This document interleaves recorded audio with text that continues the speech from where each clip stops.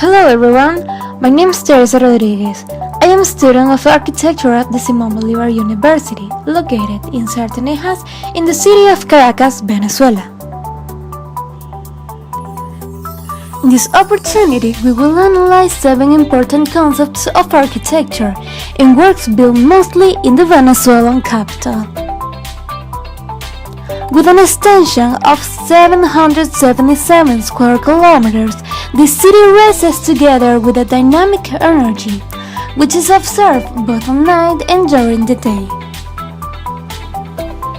Caracas is located 16 kilometers from the coast of the Caribbean Sea, located within a mountain valley better known as El Ávila. However, Caracas will not be the same city if it were not surrounded by numerous architectural works built by the most famous architects of the time. That is why we will be analyzing some of these works under the concepts of color, light, acoustics, texture, rhythm, vertical and horizontal circulation, and scale and space. Let's start with color. Color is an effect produced in the eye and its nerves, associated with light waves or different waves or frequencies. Light transmitted from an object to the eye simulates the different color cones in the retina. When constructing a building, one of the important objectives to take into account is the color, that goes hand in hand with the psychological factor of people. Color can show a certain volume or constructive detail, or visually mimic certain aspects of a space. It may also provide a set of emotions or visual effects.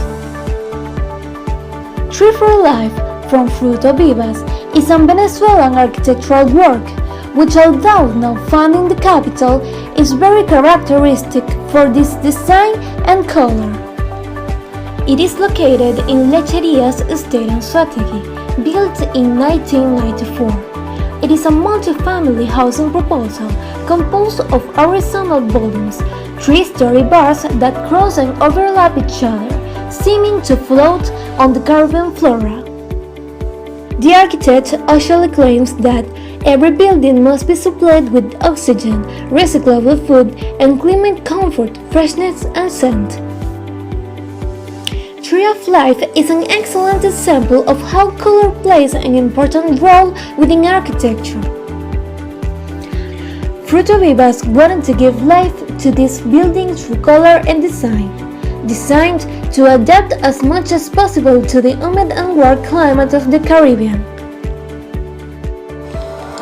Let's follow with light. Light is the part of electromagnetic radiation that can be perceived by the human eye. It propagates in the form of waves in any space. It is able to travel through the vacuum at a speed of approximately 300,000 kilometers per second. Light is also known as light energy. There are different light sources that can be classified into natural and artificial. The sun is the main natural and important source of light on Earth. As for artificial sources, we are talking about the electric light of a bulb, the light of a candle, the oil lamps, among others.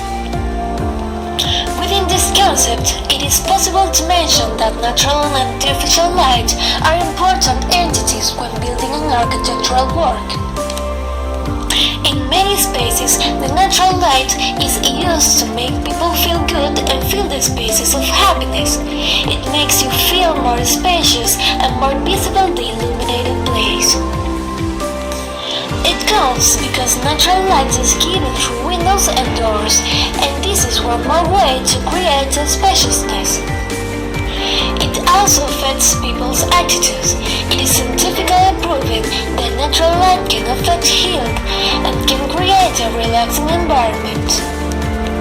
To better exemplify this concept, we will observe the way in which both types of lighting have been combined to create an excellent experience within the Humboldt Hotel in Caracas. The Humboldt Hotel is an icon of modern Venezuelan architecture and a symbol of the capital. The 14-story building opens onto an immense topography. This work represents the effort of its architect, Teresa Rodrigues, to generate an integral architecture that articulates the relationship between the architecture, nature, and city. It has large windows that flood the space with natural light. In the basement of the ground floor, there is a swimming pool, roofed by a double high-voltage concrete slab, and with glass enclosures that house the air conditioning. At the top level of the tower is a lookout bar, which has panoramic views of the city of Caracas and the coast. The building in its splendor has glass panels all around it, allowing the intense entry of natural light, bathing the common areas and allowing a panoramic view in all the rooms. Although it is not yet in operation, this architectural work shows some advances in electric lighting, which gives ample supply to the areas in an elegant and efficient way. Humboldt continues to be an icon of modern Venezuelan architecture and a symbol for the city of Caracas. Let's continue with acoustics. Acoustics is a science that studies the behavior of sound waves. The science of acoustics deals with the control of the reflection of sound. The most important acoustic feature of a room is its reverberation time, defined as the time and seconds required for the level of the sound to drop 60 dB after the sound surge is turned off. Generally speaking, it means the time it takes for a sound and its reverberations to die. The reverberation time depends as much on the size and shape of a room as on the material from which it is made. Sound waves are trapped in tiny air spaces where they lose their energy, and also in the fabric of seats and public closed, and even the people themselves have a sound absorbing effect. That's why the music and the voices in a half-empty room don't sound the same as they do in a full room. For the study of these concepts, we will talk about the Center for Social Action for Music, which is a building that concentrates musical spaces distributed over 10 levels, designed in order to meet the highest architectural requirements, structural and acoustics. The design of the architecture was carried out by the architect Tomás Lugo, who together with the Venezuelans Jesus Soto and Carlos Cruz-Diez gave life to this work. The Center for Social Action for Music has many rooms. Among them, the most famous are the Simón Bolívar room. This is a music box designed for 1,200 spectators. Its configuration is arranged in the form of a regular parallel bed, with a parallel arrangement of the armchairs to the stage. This room is composed of special acoustic panels, whose function is to absorb and reflect the sound. On the other hand, it contains in its upper part a reverberation chamber, which allows it to function as an instrument that can be tuned, allowing the acoustic diffusers to conduct the sound waves through the length and width of the same, producing an impeccable acoustics. The floor of the Simón Bolívar room is made of Arkansas pine hardwood. This type of wood has the property of recovering its original state in the face of small abrasions caused by the spikes of the cello and the double bass when they insert the metallic needle on the surface during presentations. On the other hand, there is also the room Fedor Alemán. The acoustic shell of the room is covered by wooden elements that fulfill acoustic functions and lining, as these are subject to ultimate and mechanized bars with which technology achieves multiple lining and sound applications. The nature of the design of the Center for Social Action for Music, where art, architecture, and engineer are unified in each element that integrates it, represented a great managerial and contrasting challenge, in which all variables acted simultaneously during the execution of the project. Another important concept, texture. Texture is the property, sensation, and feel of the objects received through sense of touch and vision. They may be used for description of a tactile sensations. There are some types of texture. Smooth texture are non-tactile texture. They are so fine that they appear smooth to touch as well as to look at. The rough textures are tactile and they possess a coarse surface for vision as well as for sense of touch. Natural textures are those which have been derived directly from nature. Artificial textures are those which are factory-made and their patterns and redness are designed by men. And visual and physical textures are those which are raw to touch as well as to look at. These are generally derived from nature and their natural texture is maintained as such. As an example of this concept within Venezuelan architecture is the Venezuelan Center, better known as the Black Cube. It is a perfect model of the smooth texture, composed of a facade completely bathed in black glass, with minimalist expression that allows to permeate the inside and barely perceive the gigantic sculpture. The building has 13 layers. It has different floors on each level, linked by 4 vertical circulation systems. On the ground floor there is a work by Jesus Soto called Virtual Volume as an example of kinetic art. The Black Cube, seen from the outside, is a perfect architectural work that generates the feeling of being floating, thanks to its facade covered with black buttons, representing in an excellent way the texture. The fifth concept is rhythm. Rhythm is an attribute of any object that is marked by a systematic recurrence of elements having recognizable relationships between them. There are many types of rhythm. First, there is the repetition of shapes, windows, doors, columns, wall areas, arcs, and the like. Second, there is the repetition of dimensions, such as the dimensions between supports or those of base spacing. A third, more complex type of rhythm is based on the repetition of differences. There is another type of rhythm of great importance in architecture, the rhythm of lines. Such rhythms can be merely systematic variations of linear lengths or curvatures. Rhythms may be indefinite and open or definite and closed. A mere repetition of similar units equals spacing without a defined beginning or a defined end is called an open rhythm. For the explanation of this concept, we base ourselves on the facade on the Cavendish Tower in Caracas. It is a square floor plan building of 33.20 meters wide and 17 meters high, which consists of 17 levels of offices. The game that uses the rhythm in this architectural work is visibly the continuous one, formed by vertical elements that are supported from the lower level, without interrupting, constituting the totality of the facade. It is easy to appreciate that the rhythm is given in the repetition of the vertical elements on the outside, which end up generating in addition the same facades on their 4 sides.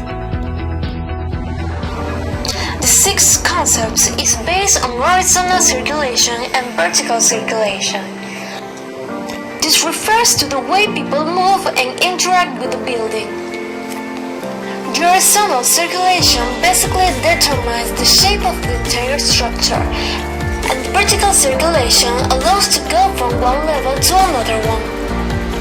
But not only does it allow this, it also generates input and display relationships depending on the size and type of traffic. It transmits the time and the speed of transit.